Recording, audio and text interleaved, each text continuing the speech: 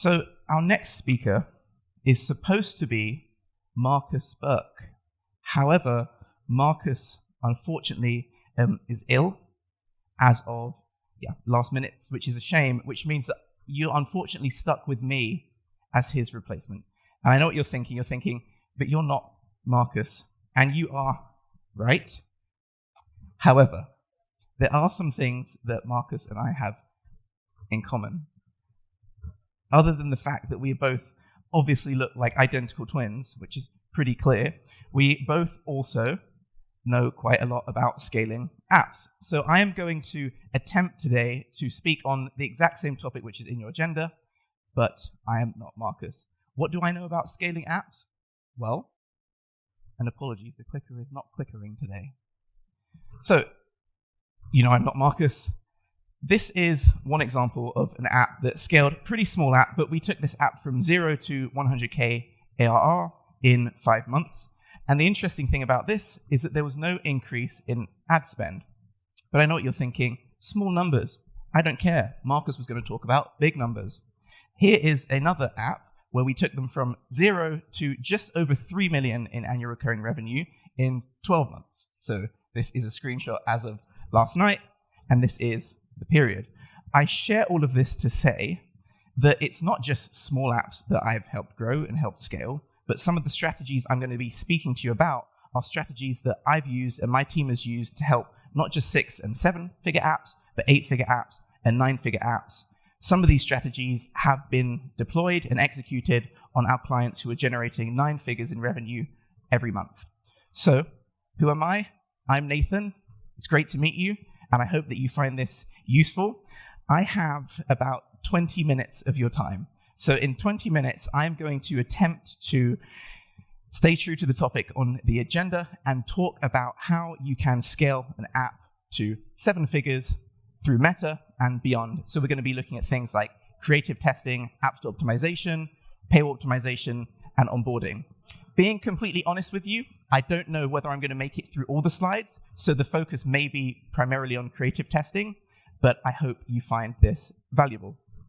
So, before you all switch off and you get bored and you start yawning, I'm going to start with something super, super basic, and I am aware that it is super, super basic, but the reason I'm going to start with this is because I do believe that it is foundational and fundamental to building a creative strategy, to working on onboarding, paywall optimization, and pretty much any aspect of growth when it comes to mobile apps, which is, of course, talking to your customers.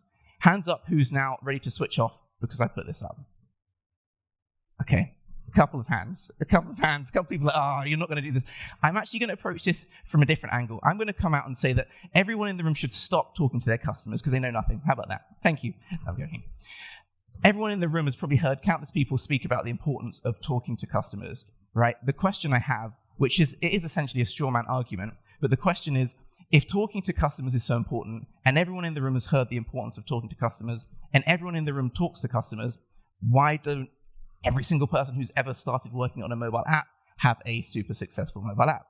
Well, the obvious answer is because there's a lot more that goes into growing a mobile app than just talking to customers. But I think as far as interactions between us and customers go, I think there are 2 reasons more specifically that can bottleneck us from growth and are really important when it comes to creative testing. The first is asking the right versus wrong questions. This is from the movie iRobot, in case you care about that. Having conducted dozens and dozens of customer interviews and sat in on countless customer interviews, what I will say is that oftentimes when we're speaking to users, we go in there with the wrong mindset and we're not asking the right questions. We're talking to them and we're having a conversation, but we're not going in there with the right intent, right? And if we don't do that, then the starting point and the learnings that we leave that conversation with are essentially futile. They're not going to be relevant and they're not going to be helpful for us. I like to call this informed empathy, right? Informed empathy is what I'm trying to get out of any customer interview. What I mean by this is empathy that comes about by actively trying to understand my customer. So when I'm speaking to my customer, I'm not just asking them questions because I want to figure out what features to build. I'm not just asking them questions because I'm hoping to leave with ideas for ad creatives. I'm asking them questions because I want to become a topic expert on my customer. I want to know them super well. I want to understand their context. I want to understand their desires. I want to understand their problems. I want to understand why they have those problems. I want to be able to relay to my team the exact reason why this person 3 months ago downloaded my app, tried it for a week, but then stopped to go to my competitor's app. I want to understand that and really feel it. And this is what I call informed empathy. So how do we actually do that in practice? I think there are a few things that we can do.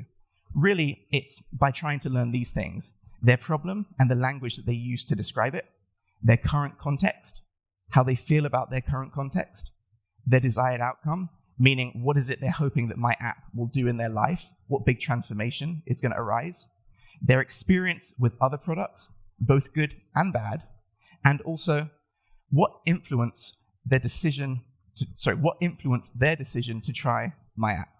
If I can leave any customer interview or any conversation with someone who is a potential customer, I am ready to start working on creatives. So now we have that very basic thing out of the way. I'm going to say that that's just the starting point. It's the epicenter for everything we're going to discuss, and it is really, really important.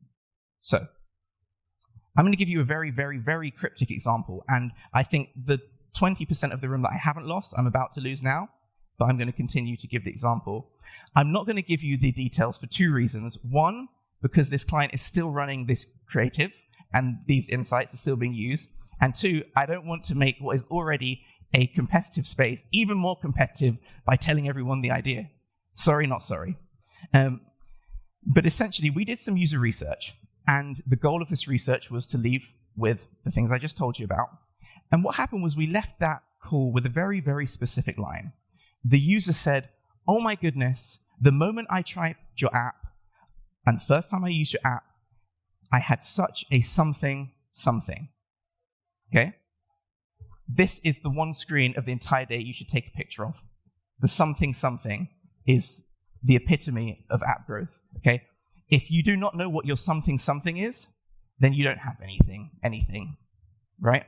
This something is essentially the phrase that users used, and they came out with it, and we then took that and did a lot of things with it. We used it in our ad creative to find a winning ad creative. We then used it on our paywall to optimize the headline of our paywall. We used it on our splash screen. We used it in our App Store screenshots. We essentially transformed the messaging of this product by understanding what the something is. So my question to you is, do you know what the something is for your app, right, and in your market? If so, great. If not, I'd encourage you to look for it, and we're going to take it beyond the something in a second. So you want to tell us, I'm going to skip this because I don't have time, but you can only go so far with your something, right? And what I mean by that is, if you find some messaging or some angles that are really resonating well with your audience, at some point you're going to find diminishing returns, right? They're going to start to fatigue, and you're going to need to find the next something. Realistically, is 5 million in revenue that point? Arguably not, depending on how big your market is. However, you need to be actively looking to find the next thing. So with that being said, I am now going to break down 8 rules for creative testing on Meta, all focused on the something. So rule number 1, creative testing volume really, really matters. Now, I say this because, well, I'll give you the example. We recently started working with an app, and they had a decent amount of spend, right? They were a small app. They were spending around about $50,000 a month on Meta. So nothing crazy, but for their size, it was pretty significant. But in the account, they were only testing 4 creatives a month. 4 a month. In week 1, when we took over, we launched 70 creatives. Hands up if you think that 50K ad spend and 70 creatives in a test that ran for 7 days is too many creatives. Some hands. Hands up who thinks it's not enough creative. Interesting. And hand up who thinks, it's a decent amount of creative, it is what it is. And hands up who doesn't care. 1. There's always 1. So 70 creatives. Could it have been more? Potentially. We were launching in different markets, and we didn't quite know what the acquisition cost was going to be, so 70 was a decent point. But when we did this, we found something interesting. We found only 4 clear winners. And by 4 clear winners, I mean that they definitely beat historical CPAs in the region that they were launched in, right? It was a clear winner. CPA was stronger, CPI was stronger, engagement metrics on platform was stronger. These were winners, and I wouldn't bet my whole hand, but maybe my left pinky, that these are going to be sustainable creatives for at least a few months. But on top of that, we found 2 partial winners. And by partial winners, I mean creatives that didn't win. They weren't like, oh my goodness, this is great, we can scale these up. But they beat the other ads that they were tested against. And because of that, we left the account with some learnings, and we knew some things that we could really implement. And this is the first thing I want to highlight. When it comes to creative testing and drawing conclusions, you're not just looking for winners. You're looking for things that teach you something. So these 2 creatives taught me something, right? They taught me something about the creative format that we were testing, and they also taught me something about the language that resonates with my target user in that market. The rest of the creatives didn't work. Sorry. The rest of the creatives didn't work, right? They just didn't work. It was what it is, but we still learned something from those. Now, arguably, you could just say, yeah, just test more. I get it. Test more, move on. But that's not all I'm actually saying. What I'm saying is when we're testing, we don't want to test for testing's sake. We want to test because we're looking to either find a new winner or learn something particular. So those 70 ad creatives had 70 distinct hypotheses. If you want to put me on the spot, not now because it will waste everyone's time, find me and say, what were the 70 hypotheses? I couldn't tell you all 70. I'm not that good. But I could probably tell you 20 of them, right? Each creative had a specific purpose. This is going to teach me either that this is true or that this isn't true. That this is true, that this isn't true. And remember, this is week 1. So we're building up a picture so that we can continue to learn and test over time. So you don't want to test for testing's sake. You always want to make sure that when you're testing, you have a very, very clear reason for that test. Now, these are some of the reasons you might be testing. Does this language resonate better than that language? Does the ethnicity of the model creator matter in this geo? Does the color of clothing matter? Which of these 5 angles resonate best with our audience? Which of these creative formats work best with these angles? These are just some of the questions that when we're looking at the creatives and we're exploring what the hypotheses are, we're throwing them into the mix. Rule number 3, don't obsess with campaign structure. I think everyone that's ran Meta, TikTok, would probably know that this is true, but I do have at least 2 conversations a week to do with, is our campaign structure right or is it wrong? And this is what I'll say. I personally like to consolidate campaigns so that I can send the highest quality signals and highest volume of quality signals back to Meta.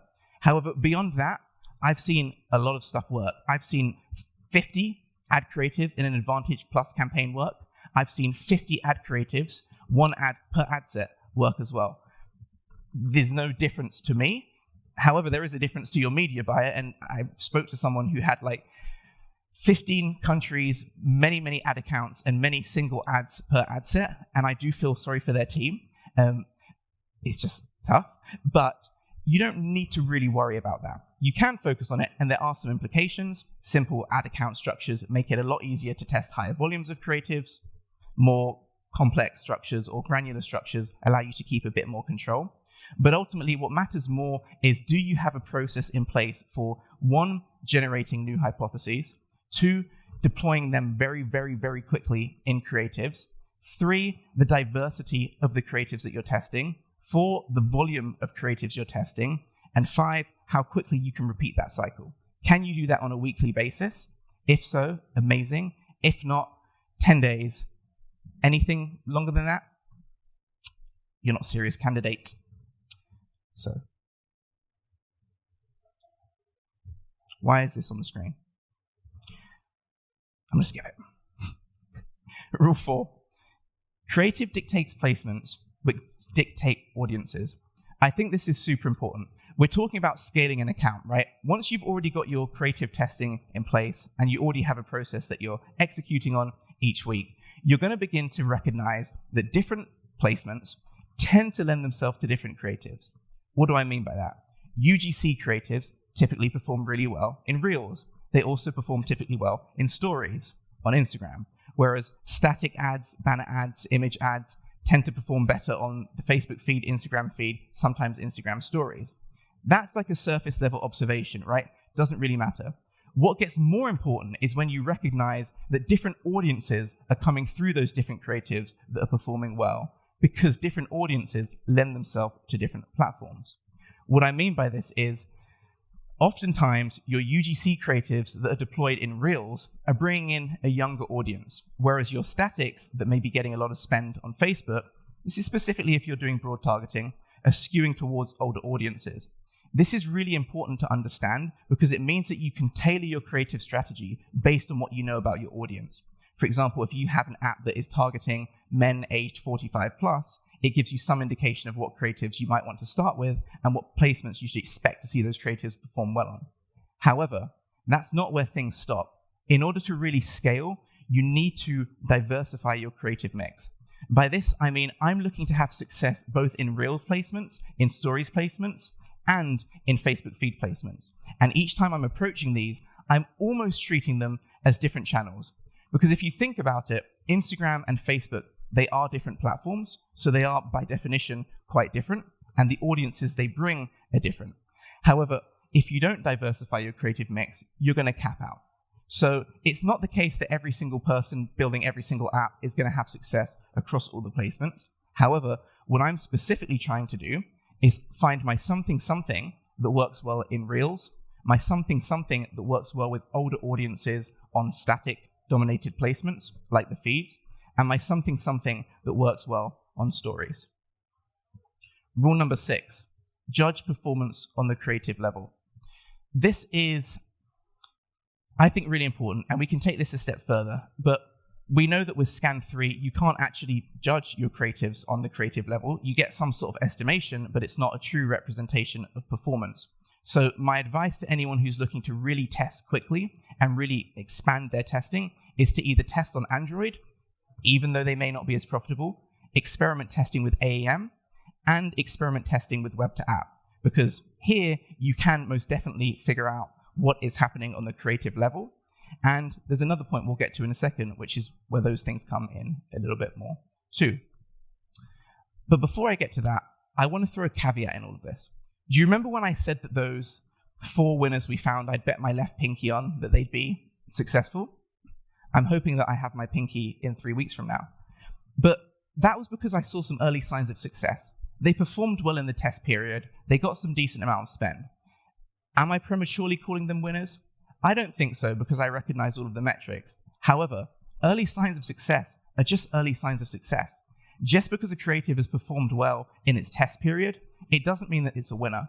For me, in order to identify a creative as a true winner, I want it to beat or outperform historical winners. Meaning when I take it into Evergreen, or when I have it compete against my historical winners, it's going to suck away some of the spend and start to rise to the top. If that happens, then you found a true creative winner, in my opinion. So, conversion matters. This is the final rule. The reason I say this is because as someone who spends time in ad accounts and working on ad accounts, it's very easy to become distracted by the numbers that you see in front of you. By that, I mean you're optimizing for your cost per trial or your cost per install or whatever metric you deem to be a valuable event that you can actually track within a 24-hour window. That's probably what you're tracking. For many of us who have subscription apps, it is going to be that start trial event. However, this is where we put everything together now.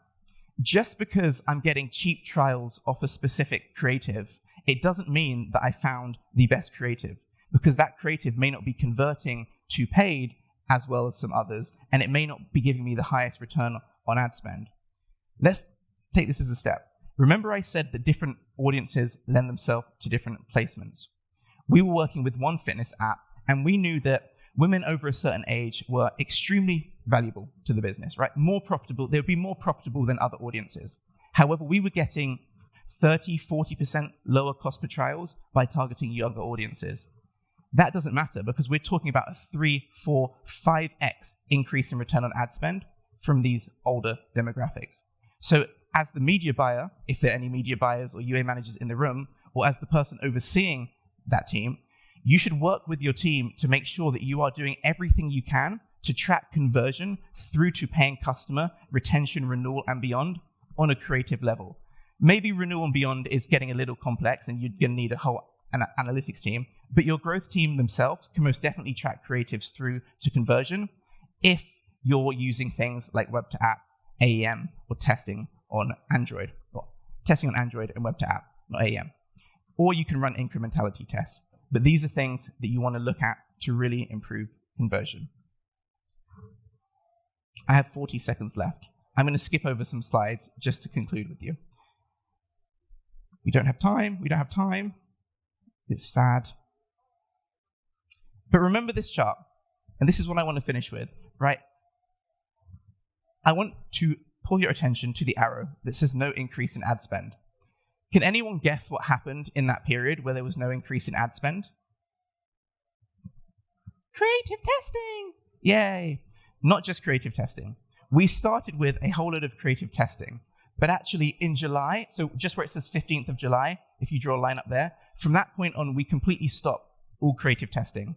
The reason being is because we found our something, right? We knew that we had some creatives that were going to perform as winners for 2, 3, 4 months, but what we didn't have was enough traffic hitting our paywall to run experiments that were going to drive up our install to trial rate and our trial conversion. So we stopped all creative testing so that we could focus on monetization experiments and paywall optimization. Now, this is in the case of an app that didn't have enough install volume to run statistically significant paywall tests.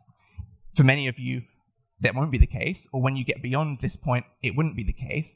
But the reason I highlight this is to say that on that journey, before you can get to the 500K, the 1 million, the 2 million, the 3 million, like the other slide I showed you, you may need to go through some times where you have to really, really prioritize and make some harsh decisions. So what we did was completely stop creative testing, which allowed us to hit this metric. So I hope this has been helpful. I hope it's been useful. If you'd like to chat more or quiz me about those 70 different hypotheses, please do reach out. Please follow me on LinkedIn. I'm trying to get as many followers as Hannah. I'm a long way off, but we'll get there. And yeah, that is everything. I'm seeing some experts at the back. Awesome. So this is really awkward now for like 3 reasons. 1, I wasn't meant to be speaking, right?